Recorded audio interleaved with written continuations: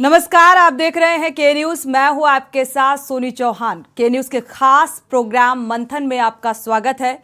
और आज मंथन में बात करेंगे आम चुनाव में जो बयान वरुण गांधी का जो लेख सामने आया है उसको लेकर। आम चुनाव में बेतरतीब खर्च को लेकर कई बार सवाल उठाए जाते रहे हैं, लेकिन इस बार सवाल उठाया है बीजेपी सांसद वरुण गांधी ने।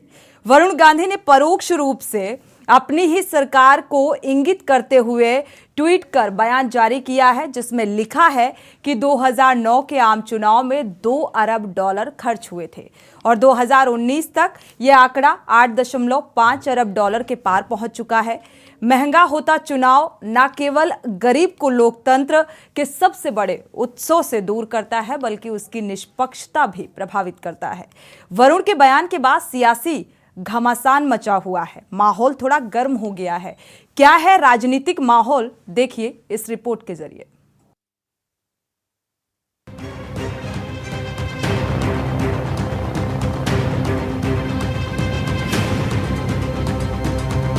भारत में चुनाव खर्च को लेकर राज्य वित्त पोषण का मामला पहले से विचारणीय रहा है। इस पर नए सिरे से ध्यान देने की जरूरत है। वित्त वर्ष 2004-05 और 2021-22 के बीच राजनीतिक दलों द्वारा 17,249 करोड़ रुपए अज्ञात स्रोतों से जुटाए गए थे। साल 2009 के भारतीय आम चुनाव के राजनीतिक दलों द्वारा 2 अरब डॉलर खर्च किए गए। यह आंकड़ा 2014 में 5 अरब और 2019 तक 8.6 अरब डॉलर तक पहुंच गया। भारत का पिछला चुनाव दुनिया का सबसे महंगा चुनाव था। ये अमेरिकी आंकड़े से भी आगे निकल गया था, जहां 2016 के चुनाव में 6.5 अरब डॉलर खर्च हुए थे। सेंटर फॉर मीडिया स्टडीज के अनुसार भारत में इस खर्च का 10 से 12% हिस्सा मतदाताओं को सीधे नकद भुगतान के रूप में है। हमारे यहाँ चुनाव खर्च को लेकर राज्य वित्त पोषण का मामला पहले से विचारणीय रहा है। इसे नए सिरे से ध्यान देने की जरूरत है। Association for democratic response (ADR) के अनुसार 2021-22 में राष्ट्रीय दलों की आय का 60% अज्ञात स्रोतों से आया। राशि 2,172 करोड़ रुपए से अधिक है। वित्त वर्ष 2004-05 और 2021-22 के बीच राजनीतिक दलों द्वारा 17,249 करोड़ रुपए अज्ञात स्रोतों से जुटाए गए। इसमें दो राय नहीं है कि चुनिंदा सुधारों के बावजूद दशकों से देश के चुनावी खर्च में पारदर्शिता की कमी रही है। वरुण गांधी ने इसको लेकर अपना एक लेख भी वायरल किया है, जिसमें उन्होंने लिखा है कि जनप्रतिनिधित्व अधिनियम 1951 की धारा 29C के मुताबिक राजनीतिक दलों को 20,000 रुपए से अधिक के किसी भी योगदान का दस्तावेज चुनाव आयोग से साझा करना होता है। साल 1968 में इंदिरा गांधी की पहल पर राजनीतिक दलों को कारपोरेट चंदे पर प्रतिबंध लगा दिया गया था, जिसे 1985 में फिर वैध करार दिया गया। वर्ष 1979 तक राजनीतिक दलों को आय और संपत्ति करों से भी छूट हासिल थी। हालांकि वे वार्षिक रिटर्न दाखिल करते थे और 10,000 रुपए से अधिक के दान और उसके दाताओं की पहचान का खुलासा करते थे। इस मामले में बाद के संशोधनों ने नियमों और राजनीतिक दलों की गोपनीयता को सामान्य नागरिक सूचना के अधिकार पर प्राथमिकता दी है। जाहिर तौर पर इससे स्वतंत्र और निष्पक्ष चुनाव कराने की क्षमता प्रभावित हुई है। राजनीतिक दलों को अब आयकर विभाग और चुनाव आयोग को वार्षिक ब्यौरा देना तो जरूरी है, लेकिन वे स्रोतों का विस्तृत विवरण देने के लिए बाध्य नहीं है। उम्मीदवारों के लिए तो खर्च की सीमा तय है, लेकिन दलों के लिए ये असीमित है। ये स्थिति राजनीतिक खर्च को लेकर कई संशयों को जन्म देती है। वरुण का कहना है कि हमें चुनाव के दौरान उम्मीदवारों और दलों के लिए खर्च की स्पष्ट सीमा तय करने की जरूरत है और ये सीमा यथार्थवादी और प्रासंगिक होनी चाहिए। इसमें नियमित संशोधन भी होना चाहिए।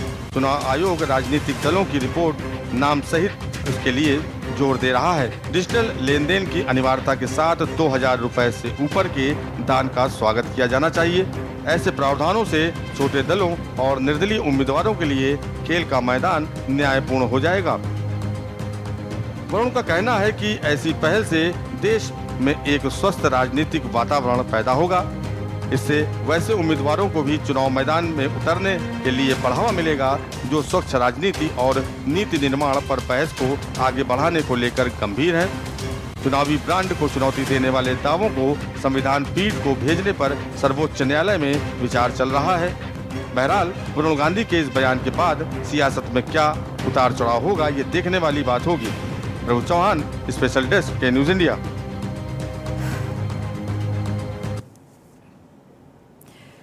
तो वरुण गांधी का जो ट्वीट के जरिए बयान निकलकर सामने आया है, वैसे देखा जाए तो वरुण गांधी अक्सर अपनी ही पार्टी के खिलाफ परोक्ष रूप से कई तरीके की बयानबाजी उनकी सामने आती रहती है, क्योंकि कई वो मुद्दे ऐसे उठा देते हैं। और अब नए मुद्दे का अगर जिक्र करें तो चुनाव में असीमित खर्चे को लेकर सवाल उठा दिया है। खर्चों को लेकर निशाना साधा है उन्होंने, अपनी ही पार्टी को कटघरे पर खड़ा कर दिया है और जिक्र पूर्व प्रधानमंत्री अटल बिहारी वाजपेयी का करते हुए कहा है कि उन्होंने कहा था कि भारत में हर विधायक अपने करियर की शुरुआत झूठे रिटर्न फाइलिंग से करता है।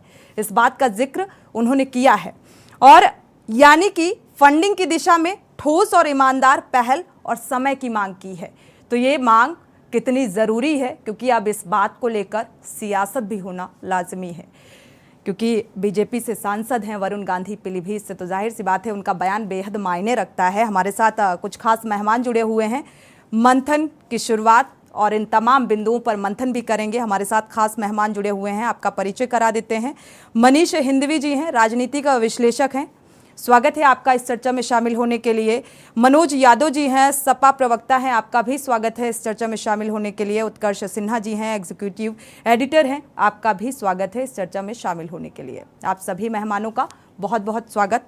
शुरुआत कर लेते हैं मनोज जी से, क्योंकि वैसे संजय सिंह कुछ ही देर बाद जुड़ेंगे, एडीआर हैं, क्योंकि शुरुआत हम संजय सिंह से करना चाह रहे थे, अगर जुड़ेंगे तो ज़रूर उनके पास आएंगे। मनोज जी, आपसे शुरुआत करते हैं चर्चा की। वरुण गांधी का ट्वीट के जरिए जो ये बयान सामने आया है, उन्होंने ईमानदार पहल और समय की जो मांग की है चुनावी खर्चों को लेकर, इसको लेकर आप क्या कहेंगे? क्या स्वस्थ राजनीति का वातावरण नहीं है? देखिए, इस बात में कोई संशय नहीं रह गया है कि 2014 से और 2023 तक अगर इस देश में सबसे ज्यादा कुछ खत्म किया गया तो वो खत्म किया गया पारदर्शिता को। ट्रांसपेरेंसी इस हद तक खत्म की गई, इसकी लड़ाई लड़ी जा रही। उनकी सरकारों पे आरोप लगते थे, वो प्रिंट मीडिया हो, तमाम आम जनमानस हो, आम भावनाएं वो सरकारों से सवाल पूछती थी और तमाम मुद्दों पे उनके ऐसे सवाल होते थे कि सरकारों को पारदर्शिता लगातार दिखानी पड़ी, बतानी पड़ी, कानून बनाने पड़े। आरटीआई आया, जो कानून मांग थी कि सूचना का अधिकार दिया जाए, तो वो क्यों आया? इसीलिए आया कि सरकार कितनी पारदर्शी है ये बात स्पष्ट हो, सरकार किन किन मदों से कैसे कैसे चुनाव लड़ती है, उसके खर्चे, सारी चीजों पे, तमाम सारी चीजों को खत्म करने का पूर्व की सरकारों ने प्रयास किया। लेकिन 2014 जब पुनः आजाद हुआ ये देश कुछ लोगों के हिसाब से, तब से जो सबसे ज्यादा, मैंने फिर पुनः रिपीट कर रहा हूं कि पारदर्शिता की हत्या कर दी। पीएम केयर फंड बना, क्या पीएम केयर फंड की कोई आरटीआई मांग सकता है क्या? नहीं, आपको कोई जानकारी नहीं मिलेगी। बताया गया कि ये राजनीतिक दल सारे जितने हैं, बीजेपी ने कहा कि ये सब चोर है, इनके पास अकुल संपत्ति है। तो आप एक नया नियम लेके आए, आपने बॉन्ड बनाना शुरू किया। क्या उसकी कोई ट्रांसपेरेंसी है कि कौन सा पूंजीपति किस दल को कितना चंदा दे रहा? क्या इसकी ट्रांसपेरेंसी का कोई नियम है? वो तो इस पैनल में बहुत बुद्धिजीवी लोग बैठे हैं, वो भी बताएंगे। अगर मेरी कोई बात गलत है तो उस पर भी सवाल आएगा। कोई 2000 रुपए जो चंदा देने की बात है, जो पर्चियों से कटता है, उसकी तो उसका लेखा जोखा है, लेकिन कोई पूंजीपति कितना चंदा दे रहा है पार्टी को, इसका लेखा जोखा नहीं है, न जनता को पता चलेगा। वो एसबीआई बैंक को पता है। कोई बात कह रहे हैं? बिल्कुल। उत्कर्ष जी का रुख करेंगे। उत्कर्ष जी, आपके पास आएंगे। क्या ये इलेक्ट्रॉनल जो बॉन्ड का जिक्र किया है, क्या ये एक वजह है, और दलों के लिए असीमित क्यों? अनम्यूट करिएगा सर। देखिए सोनी, बात यह है कि जो ये आज चर्चा वरुण गांधी के इस आज के लेख से जो कई प्रमुख अखबारों में छपा है, उन्होंने उसको ट्वीट भी किया है, वो फिर से उठी है, जेरे बहस हुई है। और सभी राजनीतिक दल जब बात कर रहे हैं तो वो कहते हैं हाँ पारदर्शिता होनी चाहिए, हाँ जो नियम बने हैं वो तो हम पालन कर ही रहे हैं। लेकिन साल दर साल हम देख रहे हैं कि चुनाव बहुत महंगा हो रहा है। बिल्कुल। हम ये भी देख रहे हैं कि जब टीएन शेषन ने मुख्य चुनाव आयुक्त रहते हुए जब ढेर सारे बदलाव किए थे, बहुत सारी सख्ती की थी, बहुत सारे पैसे पकड़े थे, और उसके बाद से ये लगा था कि शायद चुनाव में पैसे का जो धन बल है वो कम होगा। लेकिन हमने देखा है कि पिछले 3 जो चुनाव हुए हैं लोकसभा के, उन 3 चुनाव में तो, और उसके बाद फिर ये परंपरा बन गई है विधानसभा चुनाव से लेके और अब निकाय चुनाव हो रहे हैं, इसमें भी वही पैटर्न मिलेगा। पार्टियां करोड़पति अरबपति होती जा रही हैं, और उनके बाद, और आप देखिए कि चुनाव का परिदृश्य एक और बदला है कि प्रचार हेलीकॉप्टर से होता था। पहले एक बड़ा नेता हेलीकॉप्टर से चलता था, अब हर पार्टी 2-2, 4-4 हेलीकॉप्टर रखती है। लखनऊ के एयरपोर्ट पे हम देखते हैं जब चुनाव का वक्त होता है तो वो हैंगर जो है वो भरा रहता है हेलीकॉप्टर्स और प्राइवेट प्लेन से। तो ये जो खर्चे हो रहे हैं, और ये तो एक स्तर है। दूसरा स्तर जो है वो जब ग्राउंड पे आता है, ग्राउंड पे जब आता है तो जो जायज, आप एक और इंटरेस्टिंग बात है ना कि हम ये देखते हैं कि चुनाव की खर्च की सीमा है, और चुनाव खर्च की सीमा के कोई शायद ही ऐसा कैंडिडेट होगा इतने सालों में जिसने अब चुनाव खर्च का 60% से ज्यादा खर्च दिखाया हो चुनाव में। और नंगी आंखों से हम देखते हैं तो वो चुनाव बहुत लकदक होता है, बहुत बड़ा चुनाव होता है।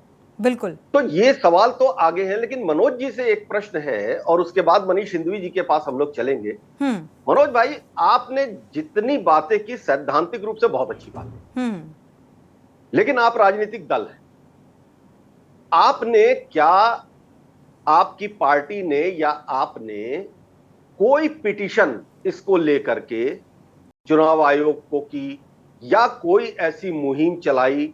बयान, पब्लिक डोमेन में बयान एक चीज होती है सर, लेकिन जो तरीके हैं, जो कानूनी तरीके हैं, उन पर क्या, बस ये जानकारी के लिए संक्षेप में बता दीजिए, फिर हम मनीष जी के पास चलते हैं।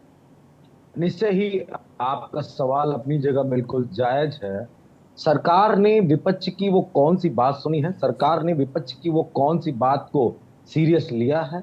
अगर हम कह रहे हैं सरकार अगर इलेक्टोरल बॉन्ड लेके आई तो क्या हमने उस पद्धति को नहीं माना? क्या और पारदर्शी अगर सरकार बनाना चाहती थी तो उसको और बेहतर करती? क्या विपक्ष उसका विरोध कर रहा था? चलिए ठीक है, आपकी बात हमने सुन ली। आपने जो बात कही वो बिल्कुल ठीक है। आपने ये जरूर कह दिया कि सरकार ने हमारी बात नहीं सुनी, लेकिन हमने क्या प्रयास किया इसके बारे में बात। चलते हैं मनीष जी के पास। मनीष भाई, मनीष हिंदवी जी। जी, आप देखिए कि ये सवाल बड़ा है, चुनाव में खर्चे का सवाल भी बहुत बड़ा है। हम देखते हैं कि चुनाव में किस तरह से और किन किन तरीकों से पैसे खर्च होते हैं, ये भी हम सब देखते हैं। अभी आपने मनोज जी की बात भी सुनी और हालात भी आपके सामने हैं। बतौर राजनीतिक विश्लेषक आप इस पूरे परिदृश्य में क्या देख रहे हैं, और कहां पर वो सहूलियत है पॉलिटिकल पार्टीज को जिसकी वजह से सबकी आवाज बंद रहती है? मैं 2 से 3 मिनट का मौका लूंगा। मैं भारतीय राजनीति को 2-3 चरणों में देखता हूं। पहला चरण वो था जब आजादी के बाद का भारत था। आजादी से बहुत सारे आंदोलन से निकले हुए लोग थे, आजादी के आंदोलन से निकले हुए लोग थे, नेता थे, पढ़ने लिखने वाले, समझने वाले। जातियों का भी उतना बोलबाला नहीं था। एक दूसरा दौर आता 80 के बाद का, जिसमें 80 और 90 का दशक है, जिसमें बाहुबली नेता हुआ करते थे, वो तमाम अपराधी नेता बन गए थे। लिबरलाइजेशन के 10 साल पूरे होने के बाद अगर आप देखिए 2000 के बाद का जो दौर है वो पैसे की राजनीति हो रही है। अब नेता कौन है? नेता वो है जिसका पैसा है।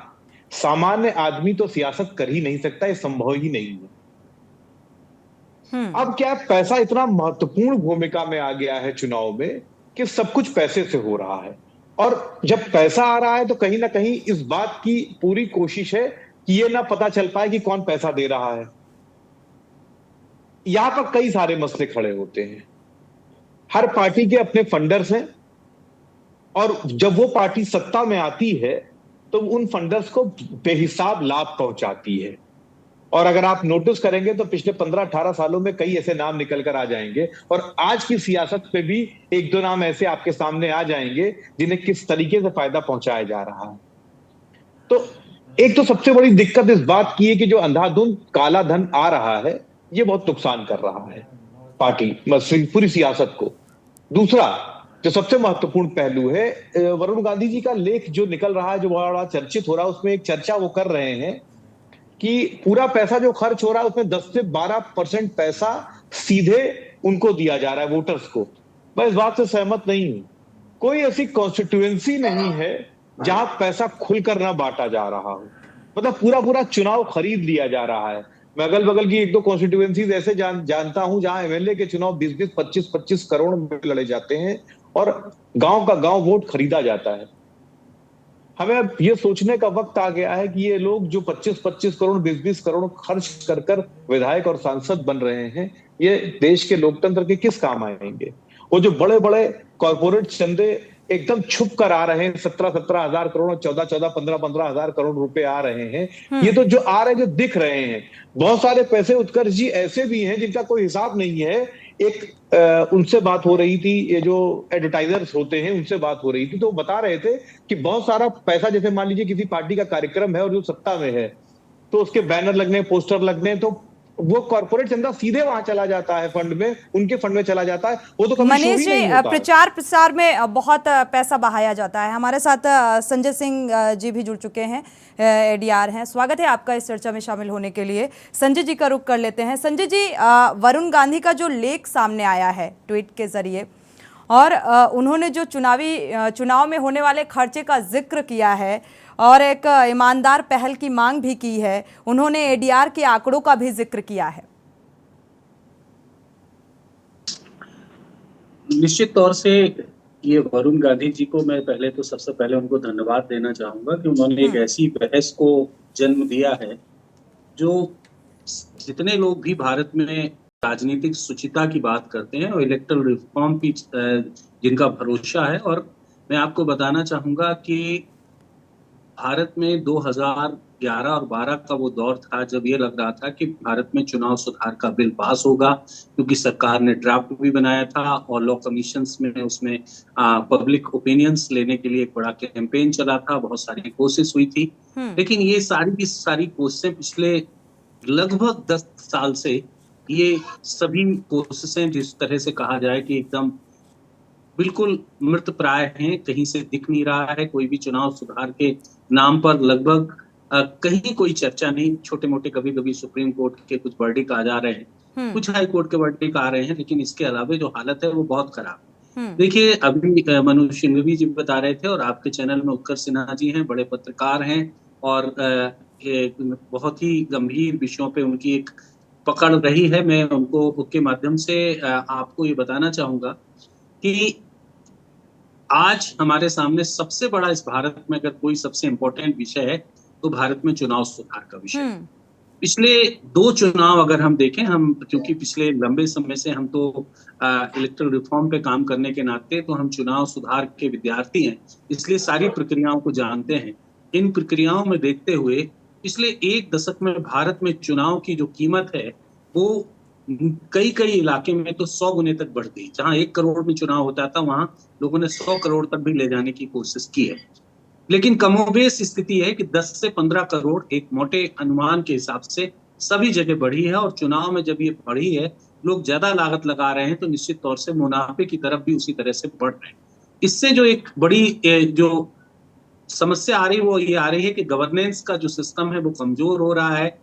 पूरे समय तमाम तरह के अलग अलग तरह के प्रकरण सामने आते हैं कि जो जनप्रतिनिधि हैं वो किस तरह के कारोबार में लगे हुए हैं, किस तरह के कारोबार के साथ जुड़ के उन चीजों को आगे बढ़ा रहे हैं। तो ये तमाम तरह की परिस्थितियां जो है वो सामने हमारे सबके हैं। अब चुनाव अगर इतने महंगे होंगे तो निश्चित तौर से आम जनता के जो सरोकार हैं वो कैसे ठीक होंगे। और क्योंकि राजनीतिक स्तर पर अगर जब जिस तरह से अर्थ बढ़ेगा, तो आप ये मान के चलेगा कि फिर हम सोशल सिक्योरिटी स्कीम्स की भी गारंटी नहीं ले पाएंगे।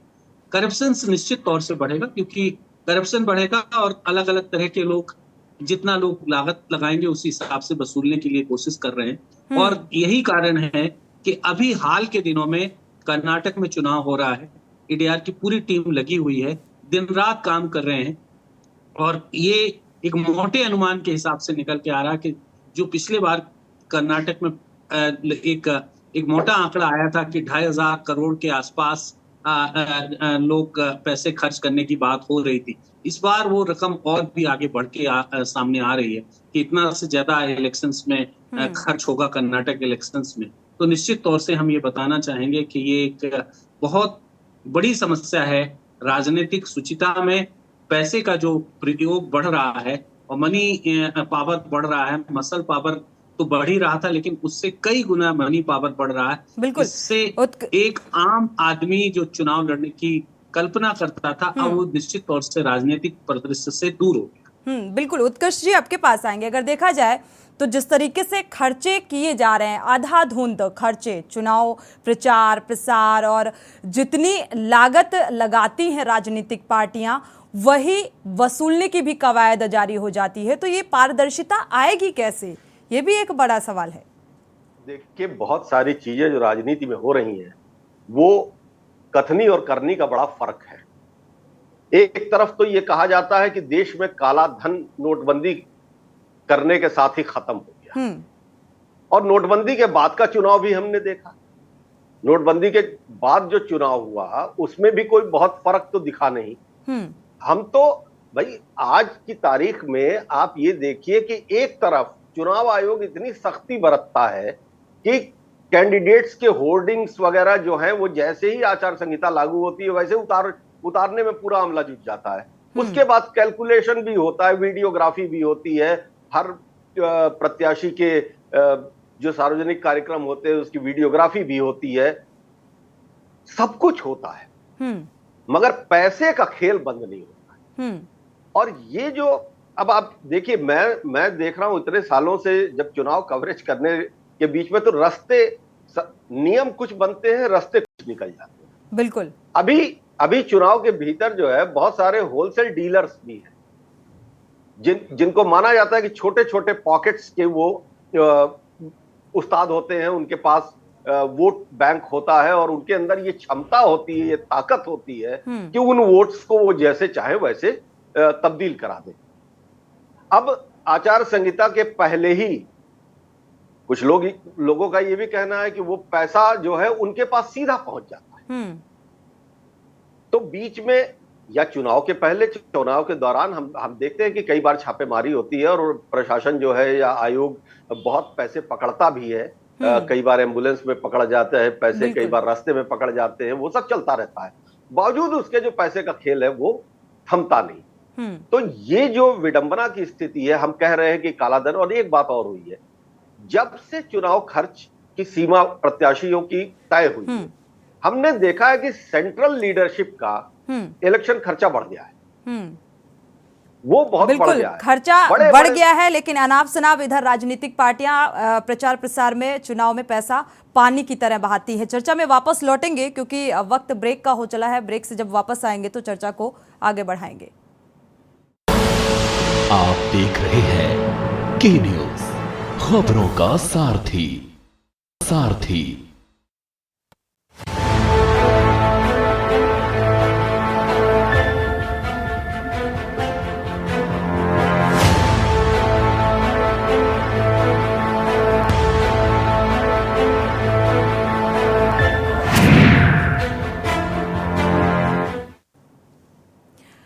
ब्रेक से वापस आ रहे हैं। चर्चा हमारी वरुण गांधी के लेख को लेकर कि चुनाव में जो खर्च होता है उसको, चुनाव को पारदर्शिता बनाना चाहिए, पारदर्शी बनाना चाहिए। साथ ही उन्होंने एडीआर के आंकड़ों का भी जिक्र कर दिया।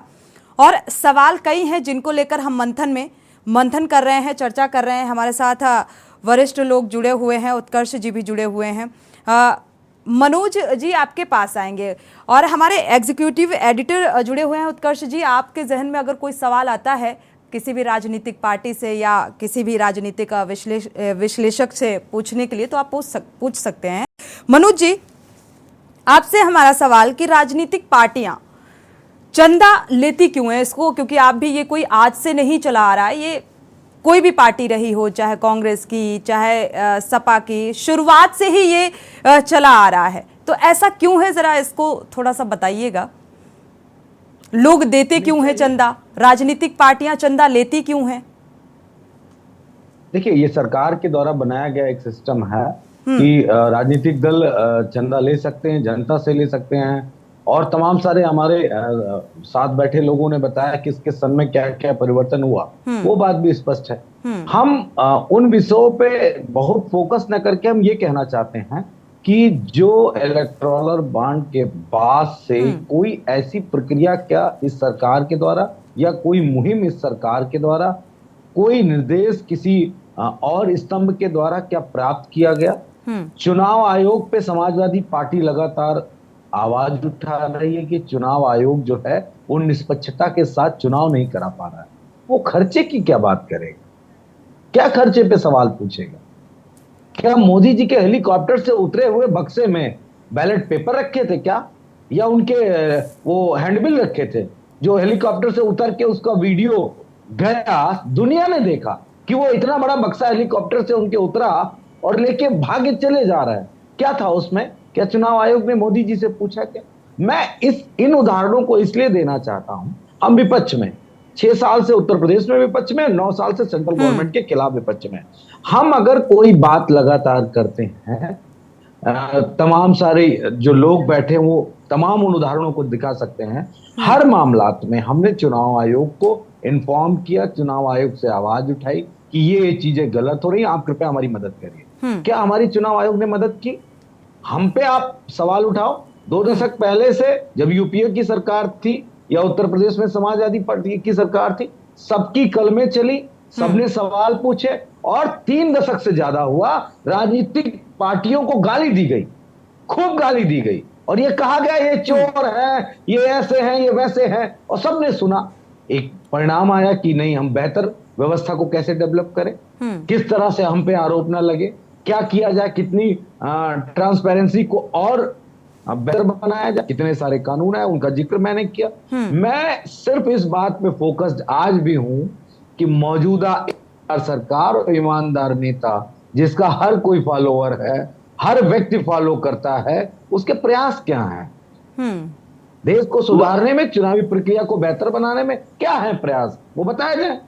नहीं, ये बात तो मनोज जी आपने जो बात कही वो ठीक है, और आपकी पार्टी लगातार जो है वो चुनाव आयोग को पिटीशंस भी दे रही है अलग अलग मसलों पर, ये भी सही बात है। लेकिन चंदे की जब बात आती है तो ये 2 लोगों के बीच का मामला है, राजनीतिक पार्टियां और चुनाव आयोग। मनीष भाई, मैं एक जवाब दे दूं, उत्कर्ष जी एक जवाब दे दूं। देखिए, 2000 रुपए मैं चंदा देता हूं अपनी पार्टी को, 1000 रुपए देता हूं, उसकी रसीद कट जाती है, ट्रांसपेरेंट है, बिल्कुल क्लियर है, आपको भी मालूम, मुझे भी मालूम, पार्टी को भी मालूम। लेकिन जो हमको 2 करोड़ रुपए चंदा है इलेक्टोरल बॉन्ड के जरिए, उसकी ट्रांसपेरेंसी कहां है और क्यों नहीं है? बिल्कुल सही बात कह रहे हैं, और ये सवाल लेकर के मैं आगे बढ़ रहा हूं। मनीष भाई जी, यूरोप के कई देशों में एक व्यवस्था है जिसका जिक्र आज वरुण गांधी ने भी किया। नीदरलैंड में, फ्रांस में, स्विट्जरलैंड में सरकार सब्सिडाइज करती है, उसका एक फंड होता है, गवर्नमेंट फंड होता है, जो कैंडिडेट्स को सब्सिडाइज करती है इलेक्शन लड़ने के लिए। भारत में ये व्यवस्था कभी हो नहीं पाई। समय समय पर कुछ आवाजें उठी, 1970 के दशक में भी उठी, बीच में भी उठी, और अभी फिर बीच में तमाम लोहियावादियों ने ये सवाल उठाया था। केसी त्यागी बहुत मुखर हुआ करते थे इस पे, और अब वरुण गांधी ने भी यही सवाल उठाया। तो क्या भारत जैसे देश में अगर चुनाव को पारदर्शी बनाना है, खासतौर पे खर्च के मामले में, तो ऐसी क्या व्यवस्था है, और क्या यूरोप की ये व्यवस्था भारत जैसे देश में लागू हो सकती है क्या? देखिए, व्यवस्थाएं सब लागू हो सकती हैं, सवाल इस बात का है कि क्या हम उसे लागू करना चाहते हैं। मैं आपसे अनुमति के साथ एक दो नाम लेना चाहूंगा। यहाँ पर लोकसभा के जब चुनाव होते हैं तो नीचे केरल के एक गांव से लेके ऊपर कश्मीर कन्याकुमारी तक होर्डिंग्स लगी रहती हैं। पूरा देश फटा रहता है, रेडियो टेलीविजन सब पे लगातार चल रहा होता है। नाम लेने की जरूरत नहीं है। कोई पूछने वाला है कि इतना पैसा कहां से आ रहा है? आप चंदा देख लीजिए किस तरफ जा रहा है। इधर लगातार जो इलेक्टोरल बॉन्ड्स आ रहे हैं वो किस तरफ जा रहे हैं? जो लोग सत्ता में हैं 80% चंदा उनके पास जा रहा है। तो जाहिर सी बात है चंदा जो बात मनोज जी कह रहे थे कि 1000 और 2000 और 100 रुपए की तो रसीद कट रही है, लेकिन जो करोड़ों दे रहे हैं उनका कहां? तो वो जो करोड़ों दे रहे हैं वो करोड़ों कमा रहे हैं, अरबों कमा रहे हैं। आपको लगता है कि कोई व्यवस्था बदलने के लिए यहां बैठा है? कोई नहीं बैठा है।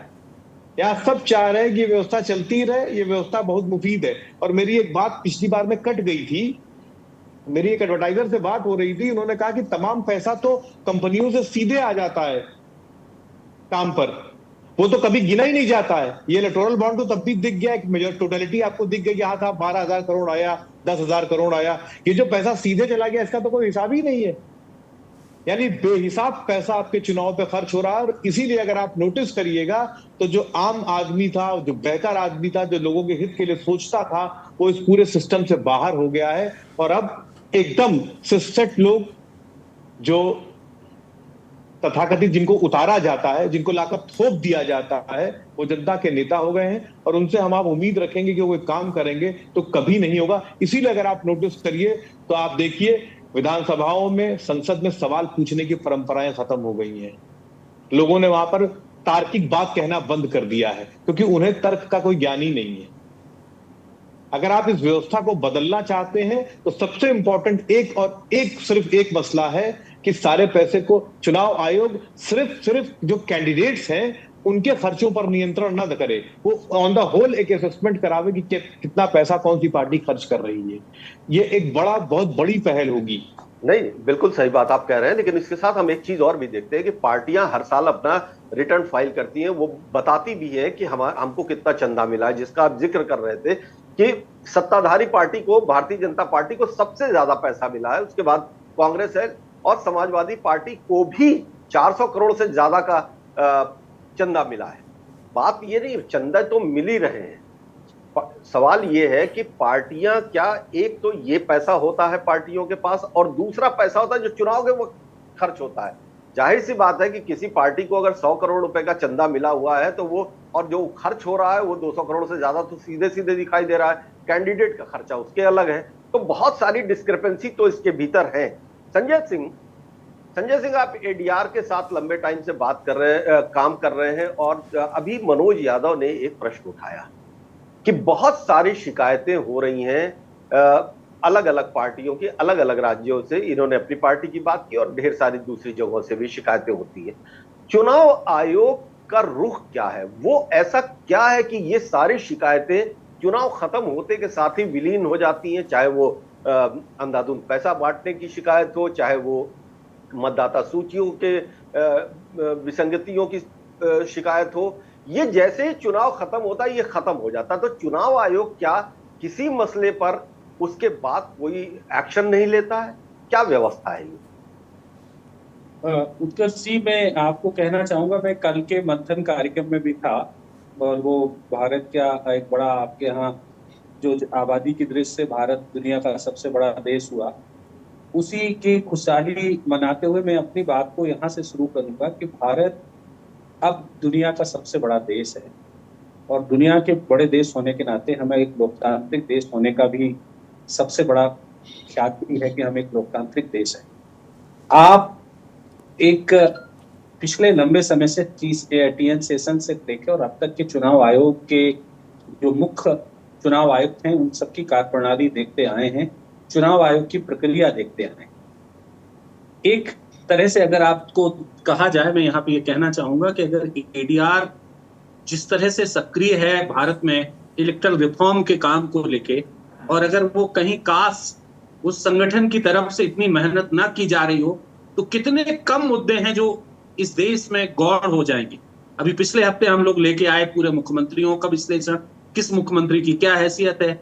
इसके पहले आपने जो जिसका जिक्र किया कि हम लेके आए कि किस पार्टी को कितना चंदा मिला, इलेक्टोरल बॉन्ड से कितना पैसा आया, ये सारी परिस्थितियों के बीच में, क्योंकि आज मुझे ये कहते हुए मतलब निश्चित तौर से एक स्वतंत्र और निरपेक्ष संगठन की भूमिका के बाद एडीआर को वो सब काम करने पड़ रहे हैं जो भारत में जिन विषयों को लेकर चर्चा नहीं सुनाई देती है, उन नए नए सवालों को लेके आना। आज वरुण गांधी के लेख में आधे से अधिक उन्होंने एडीआर के आंकड़ों का जिक्र किया, और ये जिक्र करते हुए उन्हें क्यों करना पड़ा, क्योंकि अभी कर्नाटक के इलेक्शंस हैं, और कर्नाटक के इलेक्शंस के बाद इस साल बहुत इंपॉर्टेंट राज्यों में मध्य प्रदेश, छत्तीसगढ़, राजस्थान में चुनाव है, तेलंगाना में चुनाव है। ये एक तरह से बहुत महत्वपूर्ण राज्य हैं 2024 के पहले जिन इलाके में है। आयोग की जो परिस्थिति है, वो आयोग की परिस्थिति, क्योंकि मीडिया भी बहुत सारे सवालों को इग्नोर करता है। मैं ये जानता हूं कि चुनाव आयोग में चुनाव के दौरान बहुत सारी चीजें दिखती हैं, लेकिन चुनाव के बाद मैं आपको अगर जिक्र करूंगा, अभी उत्तर प्रदेश में हमने एक डेटा लेने की कोशिश की है। पूरे 75 जिलों में हमने आरटीआई लगाई है, और उस आरटीआई में हमने ये जाना है कि चुनाव के दौरान कितने मुकदमे लिखे गए, उन मुकदमों का चुनाव के बाद क्या हुआ, और उन मुकदमों में क्या कार्रवाई हुई, कितने लोगों को चार्जशीटेड किया गया, कितने के खिलाफ आपने न्यायालय में गए और न्यायालय में चार्ज फ्रेम होने की स्थिति आई। इस आरटीआई में आपको आश्चर्य होगा, सिर्फ एक जिला, सिर्फ जालौन एक जिला है जहां के एसपी ने अपनी ये इंफॉर्मेशन भेजी। 70 जिले से आज तक कोई इंफॉर्मेशन हमें नहीं प्राप्त हुई। आप कल्पना कर सकते हैं कि हम इस तरह के डेटा की तरफ जा रहे हैं। तो अभी जिस तरह का राजनीतिक परिदृश्य है, और राजनीतिक परिदृश्य के आधार पर सारी संस्थाओं का जो काम करने का ढंग है, हमसे बेहतर शायद आपके दर्शक भी जान रहे हैं और आप भी जान रहे हैं। मुझे लगता है कि हम एडीआर की तरफ से अपनी जिम्मेदारी को निभाते रहेंगे, अपने काम को करते रहेंगे, और अपने काम के साथ साथ जो चुनाव से संबंधित सूचनाएं हैं, वो सूचनाएं आप सब तक ले आने का कोशिश करेंगे। यही हमारा कर्तव्य है, और इसी तरफ हम आगे बढ़ रहे हैं। उत्कर्ष जी, अगर देखा जाए, जैसा कि संजय जी ने कहा, वो अपनी जिम्मेदारी बखूबी निभा रहे हैं। जी मनोज जी, मैं ये कह रहा था कि कुछ समय पहले भारत के पूर्व निर्वाचन आयुक्त कुरैशी साहब के उत्कर्ष जी, मनोज जी कुछ कहना चाह रहे हैं। जी ये कहना चाह रहा था, किसको रोका गया है दूसरा टीएन सेशन बनने से? किन राजनीतिक दलों ने रोका है? क्यों रोका जा रहा है भाई?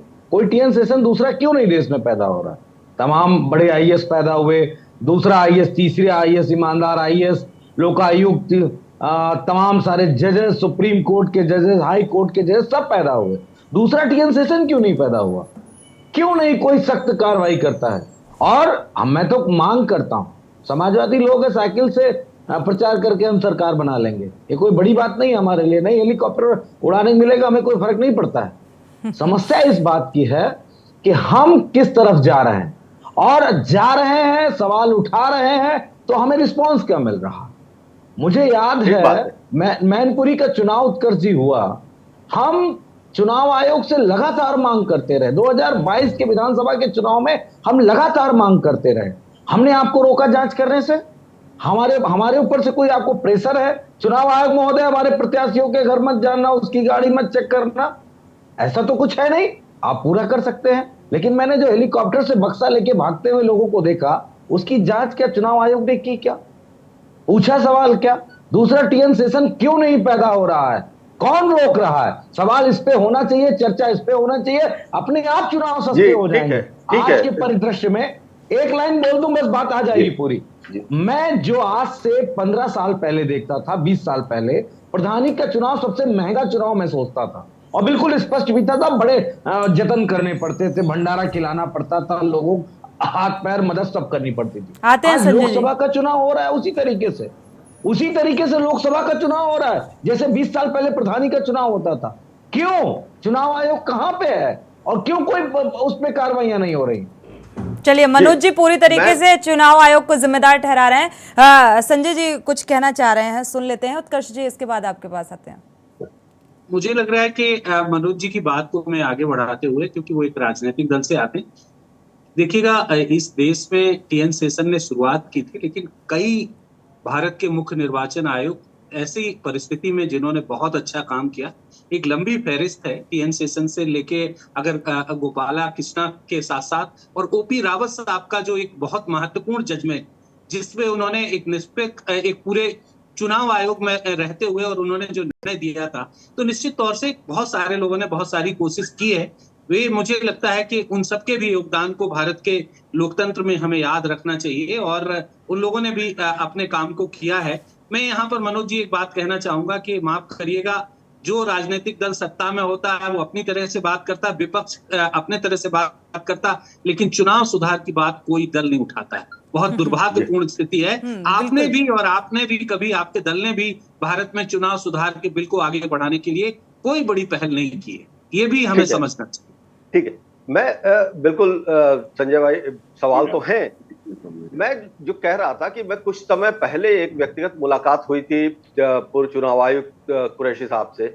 मैंने उनसे भी यही सवाल पूछा था कि आखिर क्या मसला है कि चुनाव आयोग जब चुनाव होते हैं तो बहुत एक्टिव हो जाता है और उसके बाद बिल्कुल सो जाता है। तो उन्होंने एक कमी की तरफ इशारा किया था। उन्होंने कहा था कि चुनाव आयोग के पास जो अथॉरिटी होती है और जो मशीनरी होती है, मशीनरी वही लोकल एडमिनिस्ट्रेशन की मशीनरी होती है। डिस्ट्रिक्ट मजिस्ट्रेट जो होता है वो निर्वाचन अधिकारी हो जाता है, और उस वक्त जरूर हमारे हाथ में पावर होता है, लेकिन चुनाव की अधिसूचना खत्म होते ही वो फिर लोकल एडमिनिस्ट्रेशन के हाथ में आ जाता है। चुनाव आयोग के पास कोई ऐसा पावर ही नहीं है।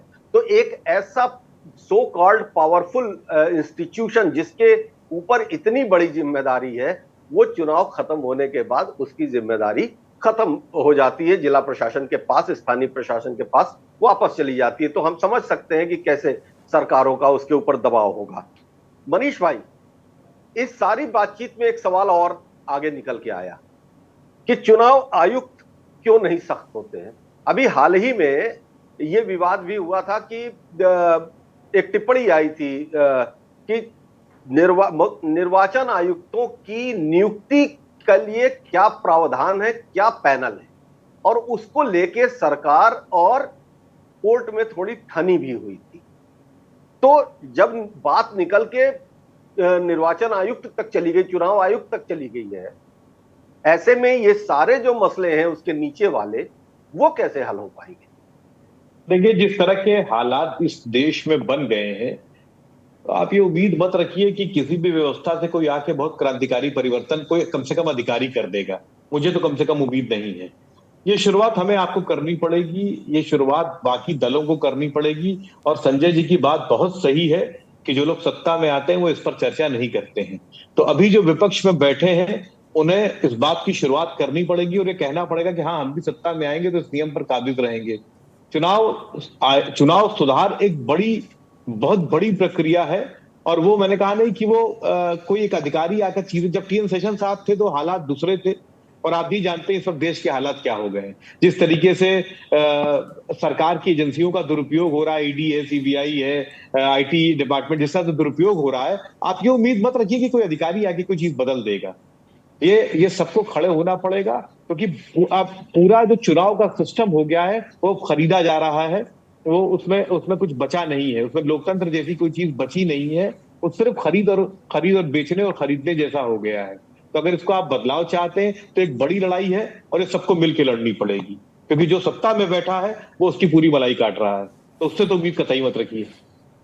बिल्कुल, लेकिन मनीष जी, ये शुरुआत करेगा कौन और कैसे शुरुआत होगी? साथ ही एक चीज़ और समझना चाहेंगे इसमें कि अगर कोई भी राजनीतिक पार्टी चंदा लेती है, आम जनता स्वेच्छा से चंदा देती है, जो एक टाइम पे वो खुशी होती थी, अगर पूर्व की बात करें तो एक माहौल हुआ करता था कि खुशी से चंदा देना और खुशी, अब वो खुशी अभिशाप बनती नजर आ रही है। जो उद्योगपति हैं, बिजनेसमैन हैं, वो क्या किसी दबाव की वजह से चंदा देते हैं या स्वेच्छा से देते हैं? इस चीज को भी समझना चाहेंगे। देखिए, 2-3 चीजें हैं।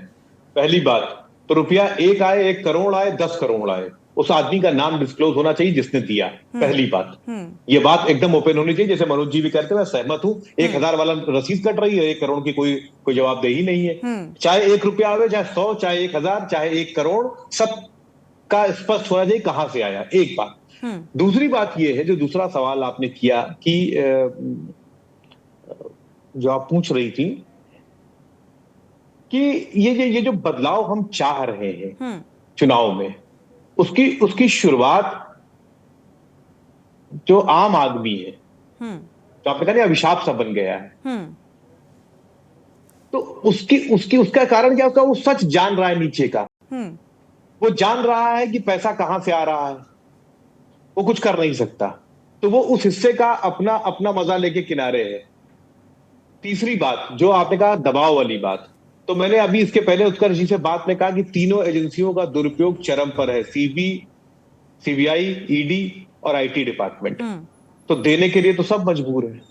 इस तरह के हालात बहुत अरसे बाद मुझे देश में दिखाई पड़ रहे हैं, तो कौन नहीं देगा? तो ये हालात मैंने कहा। और आपने पूछा ना कहां से शुरुआत तो हो गई। हम आप बात कर रहे हैं, वरुण गांधी जी ने लेख लिख दिया, हम आप बात कर रहे हैं, इसी बात को बढ़ाइए आगे। बिल्कुल उत्कर्ष जी, देखा जाए वरुण गांधी ने तो जिक्र कर दिया, और अगर ये माहौल का भी जिक्र कर दिया मनीष जी ने कि ये जो माहौल चल रहा है इस वक्त किस तरीके से, सीबीआई ईडी का भी जिक्र कर दिया, तो ऐसे में ये जो लेख सामने आया है वरुण गांधी का, ये जो बयान सामने आया है, तो क्या लगता है ये चुनावी खर्चों पर कुछ असर दिखा पाएगा ये बयान, ये लेख? देखिए होता ये है कि इस तरह के जब लेख आते हैं, जब चर्चाएं होती हैं, तो कुछ ना कुछ तो विचार जरूर बनता है। लेकिन किसी भी काम को करने के लिए एक लोकतांत्रिक देश के भीतर किसी भी परिवर्तन के लिए जरूरी होती है पॉलिटिकल विल। पॉलिटिकल विल बहुत ज्यादा जरूरी है। तो अब प्रश्न ये है कि हम आप यहां बैठ के, वरुण गांधी ने लेख लिखा, हमने उसको आगे बढ़ाया, संजय सिंह का संगठन लगातार इसके ऊपर काम कर रहा है, मनोज यादव जी पर्सनल ओपिनियन उनकी इतनी जबरदस्त है, इतनी पॉजिटिव ओपिनियन है पार्टी पर्सन के तौर पर, मनीष हिंदवी चिंतित हैं, ये सब कुछ है। लेकिन क्या भारत की पार्लियामेंट में कोई प्राइवेट बिल या कोई इस तरह की चीज आती है? क्योंकि अंततः जो नियम बनने हैं वो इस देश की संसद में बनने हैं, या वहां से आवाज आनी चाहिए। आप देखिए बहुत सारे परिवर्तन हुए। इलेक्टोरल बॉन्ड्स की बात जब आई थी तब भी हमें याद है कि बहुत सारा ये कहा गया था कि ये बड़ी ट्रांसपेरेंसी होगी, इसका अकाउंट होगा, लेकिन किसने दिया उसका अकाउंट नहीं है। लेकिन इसके अलावा कुछ बड़े कॉर्पोरेट घरानों ने इस देश में अपने इलेक्टोरल फंड्स बना रखे, इलेक्टोरल ट्रस्ट बना रखे। टाटा का ट्रस्ट है, वो कहते हैं कि हम वोट शेयर के हिसाब से पैसा दे देंगे सबको, बहुत ट्रांसपेरेंट है। लेकिन असल प्रश्न ये नहीं है कि सामने क्या है, असल प्रश्न ये है कि चुनाव के भीतर जो काले धन का लगातार दुरुपयोग बढ़ता जा रहा है वो कैसे रुकेगा, और उसके लिए कोई फुल प्रूफ प्लान क्या भारत की संसद में किसी पार्टी का कोई सांसद कब लेके आएगा, प्रश्न ये है। मनोज जी, पहल की शुरुआत उत्कर्ष जी ने कहा है कि इसकी पहल करनी होगी, और जब संसद में कोई सांसद ये लेकर आएगा तो जरूर हो सकता है कि अंकुश लगे। क्या उम्मीद जताई जा सकती है? देखिए, इस देश के जितने भी छोटे प्रदेश के राजनीतिक दल हैं वो इस सिस्टम के बिल्कुल खिलाफ नहीं। जितनी ट्रांसपेरेंसी होगी उन छोटे राजनीतिक दलों को कोई बहुत दिक्कत नहीं होने वाली। दिक्कत सिर्फ दो राजनीतिक दलों को, एक बीजेपी को, एक कांग्रेस को। और सबसे ज्यादा आज के कांग्रेस को तो कोई पूछ नहीं रहा है कि कितना उसको चंदा देना है। बीजेपी को 80% चंदा अगर किसी एक माध्यम से मिल रहा है, तो सवाल यहाँ पे ये बनता है कि आखिर ये डायलॉग बोलने वाले कि जब राजीव गांधी ने कहा था कि मैं 1 रुपया भेजता हूं तो 15 पैसे पहुंचते हैं, बाकी पैसे बाहर बीच में रह जाते हैं, वो जो आज एग्जाम्पल कोट करते हैं, वो राजनीतिक दल क्या इस चंदे के विषय में कोई बात करते नजर आ रहे हैं क्या? मैं अपने बगैर अपने नेता के, राष्ट्रीय अध्यक्ष जी की कोई उनसे जानकारी लिए हुए मैं आपसे कह रहा हूं कि आदरणीय राष्ट्रीय अध्यक्ष जी अगर कोई ट्रांसपेरेंसी लाई जाएगी उसका विरोध नहीं करेंगे। मैं इतना मुझे दावा है, इसलिए दावा है कि समाजवादी पार्टी का ना बहुत बड़े बड़े पूंजीपतियों से हमारा कोई रिश्ता है। हम साइकिल चला के चुनाव जीतते हैं, ये भी हमको मालूम है। हमारा कार्यकर्ता किस तरह से काम करता है ये भी हम चुनाव को बहुत कम पैसे में जीतना चाहते हैं। अब एक अंदर की बात आपको बता दूं, जो बात मुझे टीवी पे नहीं कहनी चाहिए, लेकिन मैं कह रहा हूं, इसलिए कह रहा हूं कि जान लीजिए 2022 का चुनाव हुआ और बीजेपी ने किस तरह पैसा खर्च किया चुनाव में, ये बात सबको मालूम। कोई उसके रिकॉर्ड्स नहीं, सारी बातें नहीं, लेकिन कैसे चुनाव लड़ा, कैसे खर्च किया मालूम। समाजवादी पार्टी के प्रत्याशियों ने चुनाव को बड़े नॉर्मल तरीके से लड़ा। नॉर्मल तरीके का मतलब है कि बहुत चुनाव में पैसा नहीं झोंका। बीजेपी ने जस्ट इसके उलट चुनाव लड़ा, उसने वोट खरीदे भी विधानसभा के भी चुनाव में। अगर समाजवादी पार्टी के कार्यकर्ता, समाजवादी पार्टी के प्रत्याशी कुछ लाख रुपए एक्स्ट्रा खर्च कर देते, जो मैं शो करने और अनशो करने की बात को मैं इग्नोर करते हुए कह रहा हूं, स्पष्ट कह रहा हूं, तो हम चुनाव जीत जाते। हम हार गए। हमने अपना एक तरीका, जो हवा थी उत्तर प्रदेश का, मन था, एक रिकॉर्ड था, और जनता हमारे लिए आवाज उठा रही थी। हमने कहा ठीक है, जनता हम उस प्रक्रिया को बहुत ज्यादा वीआईपी कल्चर में नहीं सीटों को कन्वर्ट करना चाहते हैं। जैसे मैंने कहा कि लोकसभा की सीट अब वैसे लड़ी जा रही जैसे प्रधानी की लड़ी जाती थी। तो अब कैसे भाई, खर्च तो हो रहा है, और जो 2 मिलियन या पता नहीं कितने लाख मिलियन ट्रिलियन की बात कर रहे हैं वरुण जी, वो मेरे ख्याल से उस पैसे की बात कर रहे हैं जो लिखा पढ़ी में है।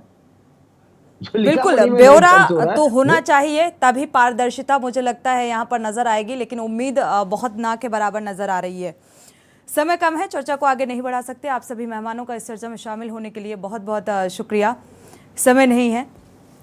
देखा जाए तो यहाँ पर चुनाव में पारदर्शिता को लेकर जिक्र किया है वरुण गांधी ने, जो लेख लिखा, ट्वीट के जरिए भी लेख सामने आया, तो उसमें जो चुनाव पर हुए खर्चे को लेकर, पारदर्शिता को लेकर उन्होंने जिक्र किया। इसमें पूर्व प्रधानमंत्री अटल बिहारी की बात का भी जिक्र कर दिया और साथ ही इंदिरा गांधी का भी जिक्र कर दिया।